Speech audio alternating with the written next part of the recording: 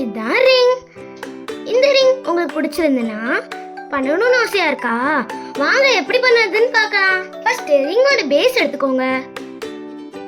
உங்களுக்கு பிடிச்ச மாதிரி ஏதாவது ஒரு டிசைன் எடுத்துக்கோங்க ரிங்ல ஒட்டதுக்கு. அடுத்தது B7000 கம். இவ்வளத்தையும் வச்சு சிம்பிளா ரிங் பண்ணலாம். வாங்க முதல்ல ரிங்கோட பாட்டம் எடுத்துக்கலாம். அடுத்தது கம் ஓபன் பண்ணி கம் எடுத்து பாட்டம்ல ஒட்டுங்க.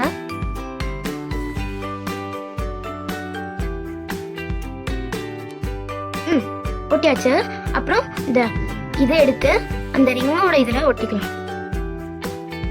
ஒட்டி உடனே எடுத்துடாதீங்க, ரொம்ப நேரம் ஆகும் காய.